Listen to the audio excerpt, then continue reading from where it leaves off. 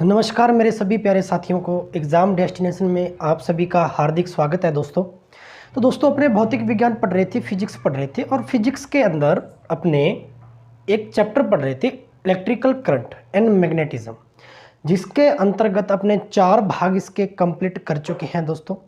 और जिसके अंदर मैंने आपको इलेक्ट्रिकल करंट के संदर्भ में बहुत सारी बातें हैं या बहुत सारे विषय हैं जिसके बारे में विस्तारित चर्चा अपने कर ली थी।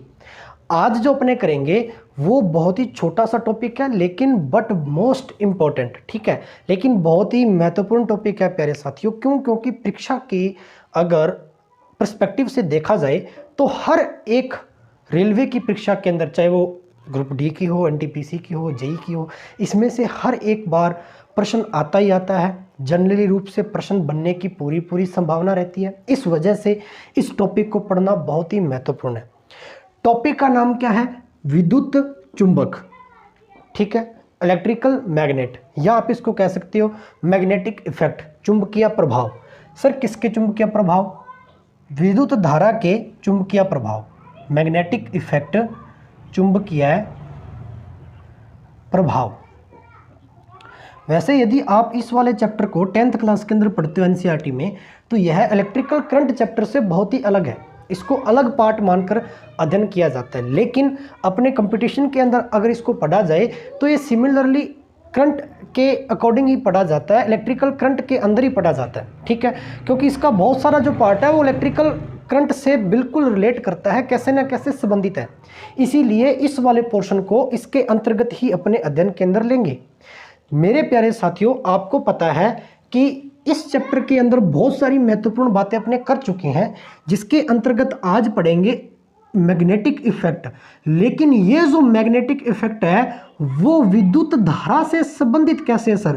पहला प्रश्न आपके मन में ये उठेगा कि जो मैग्नेट है, सर मैग्नेट तो हमने देखी है, मैग्नेट का तो मतलब होता है सर कहीं ना कहीं चुंबक से रिलेट करी जा रही है बात। बिल्कुल, तो चुंबक का जो रिलेशन है, जो संबंध है, वो कहीं ना कहीं धारा से कैसे है, करंट से कैसे है।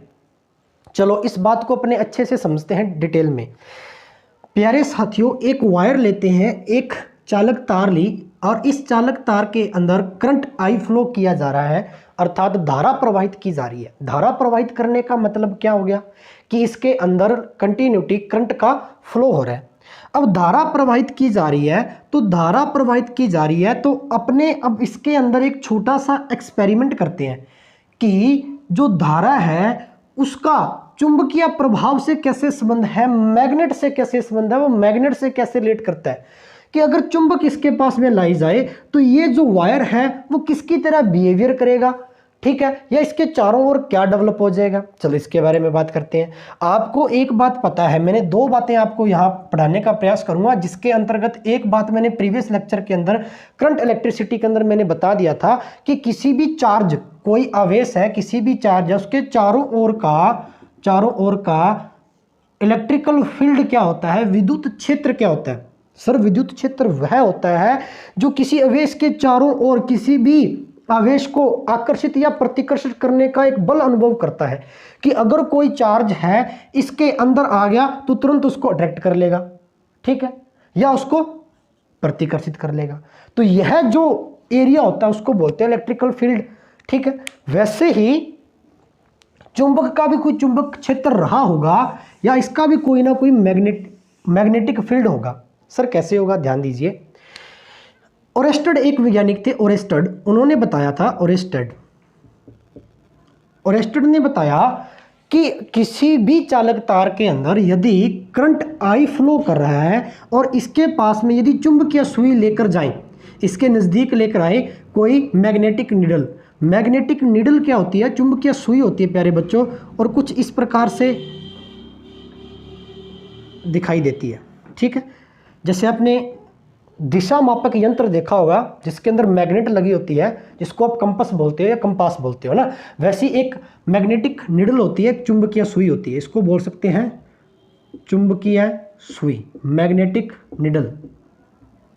इस चुंबकीय सुई को पास में लेकर आए, जब इससे थोड़ी दूर थी, मान लीजिए इतनी दूरी पर थी, यहाँ थी, ये सुई है वो यहाँ थी, ठीक है, तब तक इस पर कोई प्रक्षेपण नोट नहीं किया जा रहा था, मतलब ये कोई अपना व्यवहार प्रदर्शित नहीं कर रही थी। जैसे ही इसको धीरे धीरे इस तार के पास में ले जाने लगे तो इस सुई की जो दिशा है वो बदल चुकी है, डायरेक्शन चेंज होगी, अर्थात सुई के अंदर कोई ना कोई प्रतिक्रिया चालू होगी और सुई कुछ इस प्रकार से होगी। ठीक है, मतलब ये घूमकर है वो यहाँ आ गई और ये वाला हिस्सा वो यहाँ आ गया, इस प्रकार से घूम गई। ये क्यों हुआ? यहाँ जब सुई को लेकर आ रहे थे तो इतने एरिया के अंदर कोई इफेक्ट नहीं पड़ रहा था। जैसे इस वाले सुई को इस प्रवाहित धारा वाले चालक के अंदर या इस प्रवाहित धारा वाली तार के पास में लेकर आए तो ऐसा क्या परिवर्तन हुआ, ऐसा कौन सा प्रभाव इस पर लगा कि ये जो सुई है वो विक्षेपित होने लग गई। ठीक है, अर्थात हिलने डुलने लग गई, अर्थात अपना इफेक्ट प्रदर्शित करने लगी। ऐसा क्या हुआ सर? ऐसा इसलिए हुआ क्योंकि इस चालक तार के चारों ओर मैग्नेटिक फील्ड था। मैग्नेटिक फील्ड का मतलब होता है चुंबक क्षेत्र था, चुंबकीय क्षेत्र था, मैग्नेटिक फील्ड था, चुंबक का क्षेत्र था, जिसके अंतर्गत जैसे ही ये सुई इसके पास आई इस तार के चारों ओर मैग्नेटिक फील्ड डेवलप हो गया और जैसी मैग्नेटिक फील्ड डेवलप हुआ इस सुई के अंदर क्या आ गया? थोड़ा सा विक्षेपण आ गया, ये अपना प्रभाव प्रदर्शित करने लगी। इसका मतलब क्या हो गया कि ये जो चालक तार है वो कहीं ना कहीं चुंबक की तरह, मैग्नेट की तरह बिहेवियर करने लगी, चुंबक की तरह प्रदर्शित होने लगी, चुंबक की तरह प्रभाव दिखाने लग गई। क्या इतनी बात मेरी समझ में आने लग रही होगी आपको अच्छे से? मैं वापस से इस बात को दोहराने का प्रयास कर रहा हूं, ध्यान दीजिए। आपको मैंने दो बातें बताई थी। जैसे मान लीजिए एक चालक तार है जिसके अंदर आई धारा प्रवाहित हो रही है, करंट क्या कौन सा प्रवाहित हो रहा है? आई करंट इसके अंदर प्रवाहित हो रहा है। आई करंट प्रवाहित होने का मतलब क्या है मेरे प्यारे बच्चों? प्रवाहित होने का मतलब ये है, क्या इसके अंदर क्यू चार्ज फ्लो कर रहा है क्या? मैंने आपको प्रीवियस लेक्चर के अंदर बताया था कि किसी भी चालक के अंदर, किसी भी वायर के अंदर, किसी तार के अंदर धारा का प्रवाहित होना, करंट का बहना, इसका मतलब क्या? करंट क्यों बह रहा है? क्योंकि इसके अंदर चार्ज फ्लो कर रहा है, आवेश प्रवाहित हो रहा है। अब इस तार के अंदर धारा बहेगी तो आवेश भी फ्लो करेगा। तो इसका मतलब क्या हो गया कि जो आवेश फ्लो होगा, आवेश प्रवाहित होगा, तो यह आवेश भी अपने चारों ओर क्या उत्पन्न करेगा? चुंबकीय क्षेत्र उत्पन्न करेगा, मैग्नेटिक फील्ड डेवलप करेगा। ठीक है, क्यों करेगा? क्योंकि इसके अंदर धारा प्रवाहित हो रही है। जैसी इसके अंदर धारा प्रवाहित हो रही थी, सुई पास में लेकर आए तो ये क्या होने लगी? प्रक्षेपित होने लगी। वैसे ही इस चार्ज के पास में चुंबकीय सुई लेकर आएंगे, वो भी प्रक्षेपित होने लगेगी। इसका मतलब है कि धारा के अंदर चुंबक का कोई ना कोई प्रभाव पड़ता है। मतलब वो जो वायर है वो कहीं ना कहीं मैग्नेट की तरह बिहेव करने लग जाएगी। क्या इतनी बात समझ में आई? ठीक है, ये तो कब था? जब कोई चार्ज है वो फ्लो कर रहा था। मान लीजिए कोई चार्ज फ्लो नहीं कर रहा, चार्ज विराम अवस्था के अंदर है, एज ए रेस्ट कंडीशन के अंदर है। कोई भी क्यू आवेश अगर विरामावस्था के अंदर है, रेस्ट कंडीशन के अंदर है, तो इसका मतलब क्या है? इसका मतलब ये है कि ये फ्लो नहीं कर रहा तो धारा उत्पन्न नहीं होगी। धारा उत्पन्न नहीं होगी तो ये अपने चारों ओर मैग्नेटिक फील्ड डेवलप नहीं करेगा। तो सर फिर करेगा क्या? मैग्नेटिक फील्ड डेवलप नहीं करेगा, इलेक्ट्रिकल फील्ड डेवलप कर लेगा, अर्थात विद्युत क्षेत्र उत्पन्न कर लेगा। क्योंकि हर एक आवेश के चारों ओर कोई ना कोई मैग्नेटिक फील्ड होता है, विद्युत क्षेत्र उत्पन्न कर लेगा। कौन? कोई आवेश यदि विराम अवस्था के अंदर है, रेस्ट कंडीशन के अंदर है, अगर वो फ्लो कर रहा है, धारा बहेगी, करंट बहेगा, तो इसका मतलब है वो मैग्नेटिक फील्ड भी डेवलप करेगा। क्या इतनी बात समझ में आने लग रही है? ठीक है, तो ये दो कंडीशन होगी, आशा करता हूं आपको समझ में आई होगी। तो मैग्नेटिक फील्ड का मतलब हो गया, मैग्नेटिक फील्ड की परिभाषा से आप क्या समझे कि किसी भी चालक के या परिपथ के चारों ओर का वह क्षेत्र जिसके अंदर चुंबक या जिसके अंदर कोई भी पार्टिकल है, चुंबक है या कोई भी पदार्थ है, ठीक है, वो एक बल का एक्सपीरियंस करता है, एक फोर्स का अनुभव करता है। इस बात को मैं थोड़ा अगर और सिंपली लैंग्वेज के अंदर समझाऊं तो कुछ इस प्रकार से, ये आपने प्रैक्टिकल किया होगा। मान लीजिए कोई बार मैग्नेट है, बार मैग्नेट का मतलब होता है छड़ चुंबक, ठीक है, ये चुंबक है। आपको इतना तो पता ही होगा कि इसका एक सिरा नॉर्थ होता है, एक सिरा साउथ होता है, दो पोल होते हैं, ठीक है। एक तो उत्तरी ध्रुव होता है चुंबक का, एक होता है दक्षिणी ध्रुव। ध्रुव का मतलब, ध्रुव चुंबक का वह क्षेत्र होता है प्यारे बच्चों, ध्रुव चुंबक का वह क्षेत्र होता है जिस पर चुंबक है वो अपना आकर्षण प्रभाव ज्यादा प्रदर्शित करती है, ठीक है। बीच वाले पार्ट की बजाय सिरों पर है वो चुंबक की शक्ति ज्यादा होती है, या चुंबक है वो अपना अट्रैक्शन जो इफेक्ट है वो ज्यादा प्रदर्शित करेगी। मान लीजिए ये कोई लोहे का छोटा सा टुकड़ा था, इस टुकड़े को आपने यहां रखा तो चुंबक ने इस पर कोई प्रभाव दिखाया नहीं। इस टुकड़े को आप थोड़ा सा पास में लेकर आई, तो फिर भी कोई ज़्यादा इफेक्ट नहीं दिखाया इसने।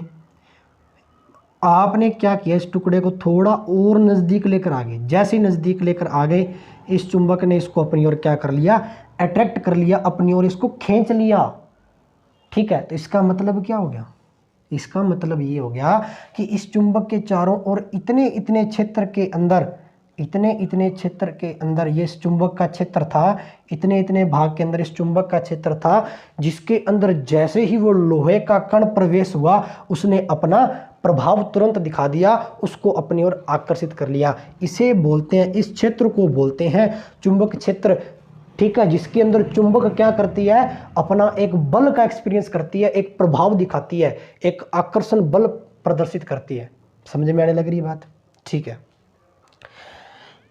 चुंबक क्षेत्र की अगर बात की जाए, मैग्नेटिक फील्ड की अगर बात की जाए, तो मैग्नेटिक फील्ड का मात्रक क्या होता है प्यारे बच्चों, बहुत बार परीक्षा के अंदर, आज वाला जो टॉपिक है ये डायरेक्ट मैं परीक्षा के पर्सपेक्टिव से करवाऊंगा, एग्जाम के तौर पर आपको बातें बताऊंगा, ज़्यादा डीपली नहीं लेके जाऊंगा, सिर्फ डेफिनेशंस और इसके यूनिट्स की बात करेंगे अपने, ठीक है, जो डायरेक्टली परीक्षा के अंदर आपसे पूछे जाते हैं। तो यूनिट क्या होती है मेरे प्यारे बच्चों, टेस्ला,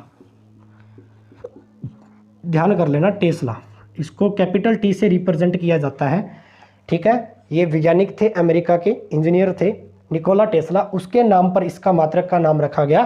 तो मैग्नेटिक जो फील्ड है इसका मात्रक क्या होता है प्यारे बच्चों, टेस्ला।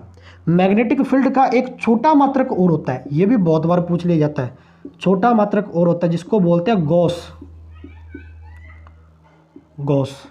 ठीक है। अब सर गॉस छोटा मात्रक है तो इसका मतलब टेस्ला बड़ा होगा, तो बहुत बार पूछा जाता है कि एक टेस्ला बराबर 1T = 10⁴ गॉस, ठीक है। इस वाले आंकड़े को याद रख लेना, एक टेस्ला होता है वो 10⁴ गॉस के इक्वल होता है। क्या इतनी बात समझ में आई? नोट भी करते चले जाना, कॉपी में लिखते चले जाना प्यारे बच्चों, ओके, बिल्कुल ठीक है भाई। यहां तक आशा करता हूं आपको समझ में आया होगा।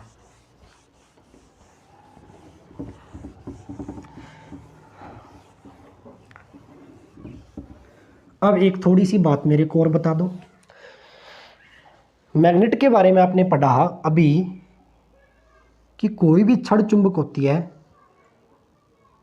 उसके दो ध्रुव होते हैं, एक तो उसका होता है प्यारे बच्चों साउथ दक्षिणी ध्रुव, और एक होता है नॉर्थ उत्तरी ध्रुव, ठीक है। इतनी बात समझ में आई? बिल्कुल आई। मेरे को एक बात बताओ, मान लीजिए आपने यहाँ वस्तु रखी लोहे की, और एक वस्तु यहाँ रखी लोहे की, और एक वस्तु यहाँ रखी लोहे की, तीनों में से सबसे ज़्यादा चुंबक पहले किसको खींचेगी? इस वाले को। क्यों? क्योंकि ये इसके ज़्यादा नज़दीक है। ऐसा क्यों हुआ? ऐसा क्यों हुआ कि चुंबक ने इस वाले कण पर या इस वाले पार्टिकल पर कोई प्रभाव प्रदर्शित नहीं किया, कोई भी रिएक्ट नहीं किया, लेकिन इसके पास वाले लोहे के कण पर तुरंत रिएक्ट कर लिया, तुरंत इसको आकर्षित कर लिया, तुरंत अट्रैक्ट कर लिया। ऐसा क्यों हुआ? ठीक है, इसके लिए अपने पढ़ते हैं एक छोटा सा टॉपिक जिसका नाम है चुंबकीय बल रेखाएं या चुंबकीय क्षेत्र रेखाएं, मैग्नेटिक फील्ड लाइंस, चुंबकीय क्षेत्र रेखाएं, या इसको चुंबकीय बल रेखाएं भी कहा जाता है। ठीक है, इसके बारे में थोड़ा सा अपने जान लेते हैं। सर चुंबकीय बल रेखाएं, चुंबकीय क्षेत्र रेखाएं कैसी रेखाएं होती हैं? थोड़ा सा इसको यहाँ बना लेते हैं कि किसी भी एक मैग्नेट के चारों ओर एक काल्पनिक रेखाएं खींची जाती हैं जो क्या प्रदर्शित करती हैं, जो यह प्रदर्शित करती हैं कि किसी चुंबक के चारों ओर किस स्थान पर चुंबकीय क्षेत्र ज़्यादा है, मैग्नेटिक फील्ड ज़्यादा है, और किस स्थान पर चुंबकीय क्षेत्र क्या है, कम है। किस स्थान पर ज़्यादा है, किस स्थान पर कम है। जहां मैग्नेटिक फील्ड ज़्यादा डेवलप होगा वहां चुंबक अपना बल है या जिस फोर्स का एक्सपीरियंस ज़्यादा करेगी उसको तुरंत अपनी ओर आकर्षित करेगी, और जहां मैग्नेटिक फील्ड कम होगा वहां चुंबक है अपना प्रभाव कम प्रदर्शित करेगी। चलो, चुंबकीय बल रेखाएं जो होती हैं मेरे प्यारे बच्चों, वो उत्तरी ध्रुव से निकलती हैं और साउथ मतलब दक्षिणी ध्रुव के अंदर मिलती जाती हैं। ठीक है, सिर्फ काल्पनिक रेखाएं होती हैं। उत्तरी ध्रुव से निकली इस प्रकार से, तो कहाँ मिल गई, साउथ के अंदर मिल गई। इसके पास वाले क्षेत्र के अंदर कुछ इस प्रकार से होती हैं। ठीक है, कुछ इस प्रकार से, कुछ इस प्रकार से। ठीक है, क्या इतनी बात समझ में आई? इसको बोलते हैं चुंबकीय बल रेखाएं। ध्रुव के पास में चुंबकीय बल रेखाएं ज़्यादा होती हैं, इस बात को नोट कर लेना। तो इसका मतलब क्या हो गया सर? इसका मतलब यह हो गया सर कि ध्रुवों के पास चुंबक है वो अपना प्रभाव ज़्यादा दिखाती है। ठीक है, अन्य स्थान की बजाय, अर्थात यहाँ चुंबकीय क्षेत्र बहुत प्रबल होता है, बहुत ही ज़्यादा स्ट्रॉन्ग होता है किसी भी मैग्नेट का। क्या इतनी बात समझ में आई सर? बिल्कुल आई। ठीक है, तो चुंबकीय बल रेखाएं क्या होती हैं सर? नॉर्थ से निकलती हैं, साउथ में प्रवेश करती हैं। सबसे पहली बात, चुंबकीय बल रेखाएं करती क्या सर, क्यों बनाई जाती हैं? एक काल्पनिक रेखाएं हैं, ठीक है, दिखती नहीं है चुंबक के चारों ओर, सिर्फ काल्पनिक रेखाएं खींची जाती हैं। अनुमान होता है कि जहां चुंबकीय बल रेखाएं ज़्यादा होंगी, ठीक है, वहां उसका मैग्नेटिक फील्ड ज़्यादा होगा, अर्थात वहां चुंबकीय प्रभाव ज़्यादा होगा। क्या इतनी बात समझ में आने लग रही है? बिल्कुल। मान लीजिए एक तार की कुंडली है, कुंडली कॉइल, इस प्रकार से एक तार को मोड़ दिया, कॉइल बना ली। इस कॉइल को यहाँ लेकर आया मैं, ठीक है, फिर इस कॉइल को यहाँ लेकर आया मैं, पास में लेकर आ रहा हूँ, फिर इस कॉइल को बिल्कुल चुंबक के पास में लेकर आया मैं। तीनों ही बातों के अंदर क्या आपने एक बात नोट की सर? कौन सी? कि जैसे ही इस कुंडली को यहाँ लेकर आया तो इसमें से गुजरने वाली चुंबकीय क्षेत्र की रेखाओं की संख्या कितनी है सर? एक। इसमें से एक ही चुंबकीय क्षेत्र रेखा गुजर रही है। जैसे थोड़ा और पास में लेकर आया तो कितनी चुंबकीय क्षेत्र रेखाएं गुजरी हैं सर? दो।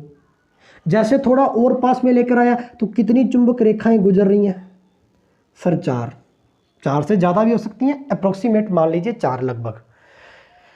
अब क्या आपने इस चीज़ से नोट किया? इस चीज़ से यह नोट किया कि जैसे जैसे कुंडली को चुंबक के पास में लेते चले गए या उसको लेकर गए तो उतनी ही बल रेखाएं उसमें से ज़्यादा गुजरने लगी, उतनी ही चुंबक रेखाएं उसमें से ज़्यादा गुजरने लगी। तो इसका मतलब क्या हो गया कि किसी भी सर्किट के अंदर, किसी भी कुंडली के अंदर गुजरने वाली चुंबक क्षेत्र रेखाओं की कुल संख्या, गुजरने वाली चुंबक क्षेत्र रेखाओं की कुल संख्या क्या कहलाती है? मैग्नेटिक फ्लक्स कहलाता है, चुंबकीय फ्लक्स कहलाता है। बहुत इंपॉर्टेंट है, नोट करते चले जाना। चुंबकीय फ्लक्स, मैग्नेटिक फ्लक्स, ठीक है, चुंबकीय फ्लक्स, ये बहुत इंपॉर्टेंट है। इसको फाई से रिप्रेजेंट किया जाता है, ये होता है फाई एक सिंबल। मैं आपको क्या बताने का प्रयास कर रहा हूं? मैंने यह बताया किसी भी कुंडली के अंदर, किसी भी कुंडली के अंदर, किसी भी कॉइल के अंदर गुजरने वाली चुंबकीय बल रेखाओं की संख्या, चुंबकीय बल रेखाओं की कुल संख्या क्या कहलाती है? मैग्नेटिक फ्लक्स कहलाता है, चुंबकीय फ्लक्स कहलाता है, चुंबकीय फ्लक्स कहलाता है। The number of magnetic field line as known as magnetic flux. क्या इतनी बात समझ में आई सर? बिल्कुल आई। तो डेफिनेशन लिख लेना भैया। ये यूनिट क्या होता है सर? इसको किस में मापते हैं? ये मात्रक बहुत इंपॉर्टेंट है भाई। यूनिट क्या होता है? तो मेरे प्यारे बच्चों इसका यूनिट होता है वेबर। बहुत बार पूछा जाता है, वेबर WB से रिप्रेजेंट किया जाता है। इसका फॉर्मूला भी पूछ ले जाता है तो लिख लेना भी, ज़्यादा इंपॉर्टेंट तो नहीं है वैसे। कभी एक बार phi is equal to B dot A, या इसको ये लिख सकता phi is equal to B cross A. ठीक है, पूरा होता है phi is equal to B dot A cos theta. ये पूरा कैसे आया, इसके बारे में अपने बहुत लंबा डेरिवेशन इतना नहीं पूछता, सिर्फ याद कर लेना कि phi is equal to B cross A होता है। अब सर ये बी क्या होता है? ठीक है, बी मेरे प्यारे बच्चों गुजरने वाली चुंबकीय बल रेखाएं होती हैं। ठीक है, ए क्या होता है? ए होता है क्षेत्रफल इस कुंडली का जिसमें से ये चुंबकीय बल रेखाएं गुजर रही हैं, तो ये क्षेत्रफल होता है इसका। इन दोनों का मल्टीप्लाई कर दिया जाए, ठीक है, तो उत्पन्न क्या हो जाएगा? फ्लक्स। ठीक है, इसलिए इसको फाई से रिप्रेजेंट करते हैं और फॉर्मूला क्या बनता है? Phi is equal to B cross A या बी मल्टीप्लाई ए। क्या इतनी बात समझ में आने लग रही है? सर बिल्कुल। ठीक है, यूनिट ध्यान कर लेना, वेबर होता है, मात्रक किसका क्या होता है? वेबर। ओके। मैग्नेटिक फील्ड का एक मात्रक और होता है, ये तो होगा चुंबकीय फ्लक्स का। एक बात करने जा रहा हूँ विद्युत चुंबकीय क्षेत्र का। विद्युत चुंबकीय क्षेत्र जो भी मैंने पीछे पढ़ाया था ना, जिसका मात्रक टेस्ला था। विद्युत चुंबकीय क्षेत्र जो होता है मेरे प्यारे बच्चों, F is equal to magnetic field. Magnetic जो फील्ड होता है वो एक्चुअल में फाई अपॉन में ए होता है, फाई बटा ए। चुंबक क्षेत्र होता है फाई अपॉन में ए। सर फाई के बारे में मैंने अभी बताया, फाई क्या होता है? चुंबकीय फ्लक्स। ए क्या होता है? क्षेत्रफल। कौन सा? कुंडली का क्षेत्रफल जिसमें से चुंबकीय रेखाएं गुजरती हैं। तो इसका मतलब क्या हो गया मेरे प्यारे बच्चों कि चुंबकीय फ्लक्स और बटा ए वो क्या होता है? उसके चारों ओर का चुंबकीय क्षेत्र। जैसे कि ये मैग्नेट है और यहाँ तक चुंबकीय रेखाएं जा रही हैं, यहाँ तक गुजर रही हैं, तो इसका मतलब है कि इसका चुंबक क्षेत्र है, मैग्नेटिक जो फील्ड है वो केवल यहीं तक सीमित है। मतलब चुंबक अपना प्रभाव यहीं तक दिखाएगी, इससे ज़्यादा नहीं दिखाएगी। ठीक है, तो यहाँ से मात्रक क्या आ गया? फाई। फाई मतलब फ्लक्स। फ्लक्स का मात्रक अभी बताया वेबर। वेबर को किससे लिखते हैं? WB से। ए क्या आता है? क्षेत्रफल। क्षेत्रफल का मात्रक क्या आता है? Metre square. तो मात्रक क्या आ गया? किसका? चुंबक क्षेत्र का मात्रक बता रहा हूं यहां मैं अभी, मैग्नेटिक फील्ड का। एक तो बता दिया था टेस्ला, दूसरा बता रहा हूं कि ये वेबर पर मीटर स्क्वायर कैसे आया? चुंबक क्षेत्र के सूत्र से आया। चुंबक क्षेत्र का सूत्र क्या होता है? F is equal to phi upon में ए। तो वेबर पर मीटर स्क्वायर। ठीक है, क्या इतनी बात समझ में आई? सर बिल्कुल आई। तो ये भी नोट करते चले जाना साथ साथ, बहुत इंपॉर्टेंट पार्ट। ठीक है, अब अपने नेक्स्ट चलते हैं।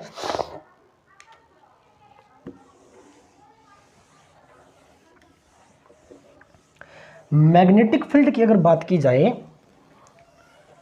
मैंने आपको बताया कि चुंबक क्षेत्र क्या होता है। सर आपने कहा कि चुंबक क्षेत्र चुंबक के चारों ओर का वह क्षेत्र जिसमें चुंबक अपना बल महसूस करता है या चुंबक अपना प्रभाव दिखाता है। सर बिल्कुल। आपको पता है एक बात कि अर्थ की अगर बात की जाए, पृथ्वी की अगर बात की जाए, अर्थ, ये अपना अर्थ है, ये भी एक मैग्नेट की तरह व्यवहार करता है। ठीक है, अगर मैग्नेट की तरह व्यवहार करेगा तो इसके अंदर भी सर कहीं ना कहीं मैग्नेटिक फील्ड होगा। ठीक है, इसके अंदर भी कहीं ना कहीं मैग्नेटिक फील्ड होगा। ठीक है, बिल्कुल होगा सर। ये कैसे बात पता चलती है अपने को? मेरे प्यारे बच्चों, पता ऐसे चलती है कि मान लीजिए आपने कहीं एक धागा बांधा, पृथ्वी पर खड़े हो, मतलब जमीन पर सतह पर खड़े हो, ऊर्ध्वाधर एक धागा बांधा और धागे को एक बार चुंबक से बांध दिया। इस धागे को बांध दिया यहाँ से मैग्नेट से, NS के 2 पोल हैं। आप इसको घुमा दीजिए, टर्न कर दीजिए, इस प्रकार से घुमाकर छोड़ दीजिए, अर्थात आप इसकी दिशा कहीं भी कर दीजिए। मान लीजिए ऐसे धागा था, धागे, ये प्रैक्टिकल आप कर सकते हो खुद घर पर। एक रस्सी थी, एक धागा था, उससे आपने एक बार मैग्नेट को बांध दिया, छड़ चुंबक को बांधा और चुंबक को घुमा के छोड़ दो कहीं भी। तो घुमाकर जब छोड़ोगे तो वह चुंबक है वो पुनः अपनी उसी स्थिति में आ जाएगी, अर्थात पुनः अपनी नॉर्थ साउथ की डायरेक्शन में आ जाएगी, उत्तर और दक्षिण की दिशा में आ जाएगी। ऐसे ही कंपास जो होता है, कंपास या जिसे कंपास कहते हो, ठीक है, दिशा सूचक यंत्र जिसे कहते हैं, जिसके अंदर मैग्नेट लगी होती है, चुंबक, उसको भी आप कहीं ले जाएं तो वो अपने को डायरेक्शन कैसे बता देती है। तो आप उसको पृथ्वी की जमीन पर, सतह पर कहीं रख दो, उसकी जो सुई है वो अपने आप ही विक्षेपित होकर कहाँ हो जाएगी मेरे प्यारे बच्चों? नॉर्थ और साउथ की डायरेक्शन में हो जाएगी, नॉर्थ और साउथ की दिशा में विस्थापित हो जाएगी। ठीक है, तो इसका मतलब क्या हो गया कि अर्थ के अंदर कोई ना कोई मैग्नेटिक इफेक्ट है, चुंबकीय प्रभाव है। अगर चुंबकीय प्रभाव है तो इसके चारों ओर मैग्नेटिक फील्ड भी होगा, चुंबक क्षेत्र भी होगा। इसीलिए कहा जाता है कि पृथ्वी है वो एक मैग्नेट की तरह बिहेवियर करती है, अर्थात पृथ्वी के चारों ओर मैग्नेटिक फील्ड डेवलप होता है, चुंबक क्षेत्र पाया जाता है, जिसके अंदर आप चुंबक को कहीं भी घुमा दो उसकी जो दिशा है वो पुनः उत्तर और दक्षिण वापस विस्थापित हो जाएगी। इस क्रियाकलाप से यह बात साबित होती है। क्या इतनी बात समझ में आई? सर बिल्कुल आई। ठीक है, तो ये थोड़ा सा नॉलेज के लिए बताया। ठीक है, तो इस बात को भी ध्यान रख लेना। अब इसके अंदर एक छोटा सा टॉपिक रहेगा लास्ट, उसके बारे में चर्चा कर लेते हैं। विद्युत चुंबकीय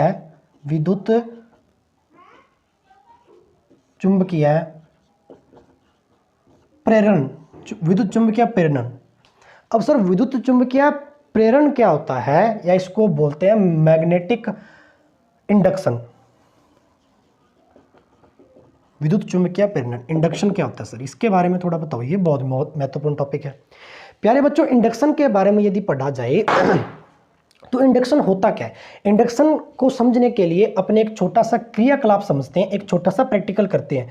मान लीजिए ये आप कोई तार लिया आपने, उस तार की एक कुंडली बनाई, एक वायर की क्या बनाई आपने, एक कुंडली। इस कुंडली को आपने जोड़ दिया एक गैल्वेनोमीटर से, जी, बैटरी से नहीं जोड़ा, गैल्वेनोमीटर से। ठीक है, बैटरी से नहीं जोड़ा, इसको गैल्वेनोमीटर जी से जोड़ दिया। अब क्या किया, आप एक चुंबक लिया आपने जिसका एक ध्रुव था नॉर्थ और एक था साउथ। इस चुंबक को आप पास लेते गए तो इस चुंबक के अंदर क्या होंगी, चुंबकीय बल रेखाएं होंगी। ठीक है, क्यों? क्योंकि इस चुंबक के चारों ओर क्या होगा, मैग्नेटिक फील्ड होगा। तो स्वाभाविक सी बात है, चुंबक क्षेत्र होगा तो चुंबक क्षेत्र रेखाएं भी तो होंगी। तो जैसे जैसे इस चुंबक को पास में लेकर आते गए, मान लीजिए आप चुंबक को यहाँ ले आए NS।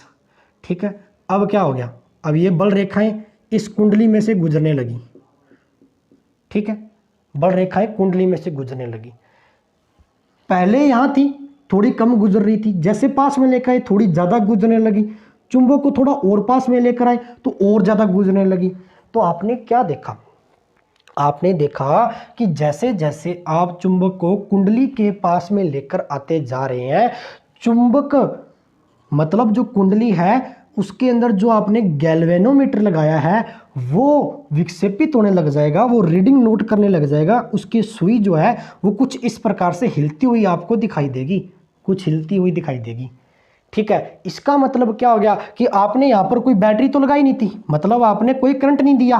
बिना करंट के इस वायर के अंदर, इस कुंडली के अंदर करंट आया कहाँ से, जिसकी वजह से ये गैल्वेनोमीटर की जो सुई है वो विक्षेपित होने लगी। ऐसा क्या हुआ, ऐसा मेरे प्यारे बच्चों इस चुंबक ने किया। इस चुंबक के चारों ओर जो विद्युत क्षेत्र रेखाएं थी उसने किया। तो जैसे ही विद्युत क्षेत्र रेखाएं बढ़ती गई, अर्थात कुंडली में से ज्यादा पास होती गई, ज्यादा निकलती गई, वैसे ही क्या हुआ, इसके अंदर प्रेरित विद्युत वाहक बल उत्पन्न हो गया, अर्थात करंट उत्पन्न हो गया, विद्युत उत्पन्न हो गया, जिसकी वजह से स्वतः ही विद्युत उत्पन्न हो गया, जिसकी वजह से गैल्वेनोमीटर के अंदर क्या आ गया, विक्षेपण नोट किया गया, प्रक्षेपण नोट किया गया। क्या इतनी बात समझ में आई? बिल्कुल। आपने क्या कहा था कि किसी भी कुंडली में से, किसी भी कुंडली में से, मान लीजिए कुंडली, ठीक है, किसी भी कुंडली में से गुजरने वाली विद्युत क्षेत्र रेखाएं, अर्थात चुंबकीय क्षेत्र रेखाओं की जो संख्या होती है इसको फ्लक्स से रिप्रेजेंट करते हो, फाई से रिप्रेजेंट करते हो। बिल्कुल। तो इसका मतलब क्या हो गया, इसका मतलब ये हो गया कि जैसे जैसे आप इसके पास में लेते जा रहे थे तो चुंबकीय क्षेत्र रेखाओं की संख्या यहाँ बढ़ती जा रही थी और करंट उत्पन्न होता जा रहा था। अब आपने क्या किया, इस चुंबक को दूर लेते चलेगी। तो जैसे जैसे इस कुंडली से आपने दूर किया इस चुंबक को, इस मैग्नेट को, तो इसका जो इफेक्ट है वो कम होता चला गया। क्यों? क्योंकि चुंबक क्षेत्र रेखाओं की संख्या कम होगी, और चुंबक क्षेत्र रेखाओं की संख्या क्या कहलाती है प्यारे बच्चों? मैग्नेटिक फ्लक्स कहलाती है, चुंबक फ्लक्स कहलाती है। तो आप इसकी डेफिनेशन कैसे दे सकते हैं? डेफिनेशन दे सकते हैं कि फ्लक्स, चुंबकीय फ्लक्स में जो परिवर्तन उत्पन्न होता है ना, तो वो परिवर्तन किसके तुल्य होता है, किसके बराबर होता है? इंडक्शन के बराबर होता है, चुंबकीय प्रेरण के बराबर होता है, चुंबकीय प्रेरण के बराबर होता है। क्या इतनी बात समझ में आई? सर बिल्कुल आई। तो फ्लक्स की संख्या में परिवर्तन, या कह सकते हो विद्युत चुंबक क्षेत्र रेखाओं की संख्या में जो परिवर्तन हो रहा है। कैसा परिवर्तन कि जब पास लेकर आ रहे थे तो चुंबकीय क्षेत्र रेखाएं बढ़ रही थी तो धारा का मान बह रहा था, अर्थात करंट बह रहा था, प्रेरित विद्युत वाहक बल उत्पन्न हो गया, तो जी के अंदर विक्षेपण हुआ, गैल्वेनोमीटर की सुई हिलने लगी। जैसे ही आप इसको दूर लेते चले गए तो क्या हो गया मेरे प्यारे बच्चों, चुंबकीय क्षेत्र बल रेखाएं जो हैं वो दूर हट गई, अर्थात परिवर्तन आ गया, तो जी का मान वैसा वैसे ही रहा, चुंबकीय सुई वहीं आ गई। क्या इतनी बात समझ में आई? सर बिल्कुल आई। ठीक है, तो ऐसी घटना कहलाती है इंडक्शन। ये जो इंडक्शन होता है मेरे प्यारे बच्चों, ये दो प्रकार का होता है। विद्युत चुंबकीय प्रेरण दो प्रकार का होता है, एक तो होता है स्व प्रेरण मतलब कि सेल्फ इंडक्शन, और एक होता है अनोन्य प्रेरण। अनोन्य प्रेरण का मतलब क्या होता है? Mutual induction. ठीक है, अनोन्य प्रेरण जो होता है मेरे बच्चों वो ऐसा ही होता है, बस थोड़ा सा फर्क होता है। अनोन्य प्रेरण के अंदर क्या होता है, दो कुंडलियां होती हैं। ठीक है, इस प्रकार की दूसरी कुंडली, जैसे कि ये कुंडली है, इसके पास में एक कुंडली और होती है। ठीक है, यहां पर भी जी। तो जैसे जैसे इस कुंडली को इसके पास, मान लीजिए इस पहली कुंडली के अंदर मैंने धारा प्रवाहित की, जैसे जैसे दूसरी कुंडली को इसके पास में लेता चला गया तो इस कुंडली के अंदर भी धारा अपने आप बहने लगी। ठीक है ना, इसको बोलते हैं म्यूचुअल इंडक्शन। ठीक है, तो दो कुंडलियों का काम होता है, एक में धारा बही दूसरी में नहीं थी, दूसरी को पास में जैसे लेकर आए, इसके गुण इसमें ट्रांसफर हो गए। कहने का मतलब अनोन्य प्रेरण हो गया। ठीक है ना, तो अनोन्य प्रेरण है वो किस सिद्धांत पर कार्य करता है, मतलब अनोन्य प्रेरण का सिद्धांत है वो कहाँ वर्क करता है, किस इलेक्ट्रिकल डिवाइस में वर्क करता है? ट्रांसफार्मर में। नोट कर लेना, ट्रांसफार्मर।